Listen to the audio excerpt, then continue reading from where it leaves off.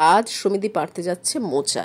এত বড় মোচা যে চোখে দেখাই যাবে না, কিন্তু ওই যে বাড়ির গাছের জিনিস, টাটকা গাছ থেকে পাড়ো, কাটো, খাও, তার তো মজাই আলাদা।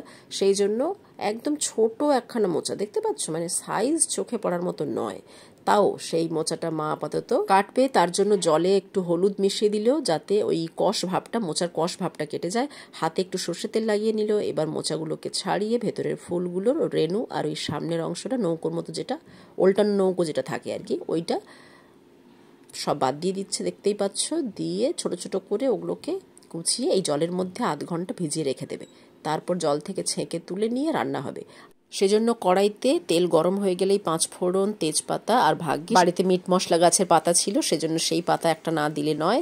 তারপরে আবার পেঁয়াজ কোচানো, রসুন কোচানো, সামান্য একটু নুন, ভালোভাবে নেড়ে ছেড়ে ভাজা ভাজা হয়ে গেলে আগের থেকে নুন হলুদ মাখিয়ে রাখা ওই চিংড়ি মাছগুলো দিয়ে একটু আধা ভাজা করে নিয়ে সমস্ত মোচা জল থেকে ছেঁকে তুলে তার সাথে ছোট ছোট করে বেগুন আর আলু কুচিয়ে নিয়ে সেগুলো সব ধুয়ে ভালো করে জল ঝরিয়ে দিয়ে দেওয়া হলো। এবার স্বাদ মতো নুন, লঙ্কা গুঁড়ো, হলুদ গুঁড়ো দিয়ে ভালোভাবে নাড়াচাড়া করে জিরে, ধনে, আদা বাটা দিয়ে দেওয়া হলো।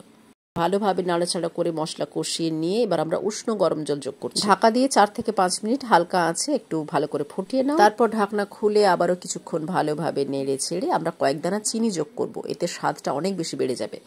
তারপরে আবারও ঢাকা দিয়ে 2-4 মিনিট একটু হালকা আছে ফুটিয়ে নেওয়ার পর তরকারি নামিয়ে নেওয়ার সময় হয়ে গেছে। এই প্রসঙ্গে বলে রাখি, কলার মোচা কাটার পর জলে ভাপিয়ে জল না ফেলেও এইভাবে তোমরা করে খেয়ে দেখতে পারো। আমার মা তো এইভাবে বানায়, সবাই বলে খুবই ভালো খেতে হয়।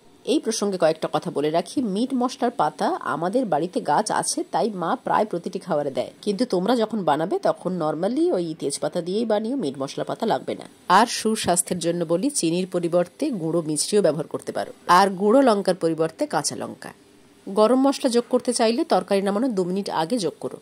আজকে ভিডিও এই পর্যন্ত। Thanks for watching.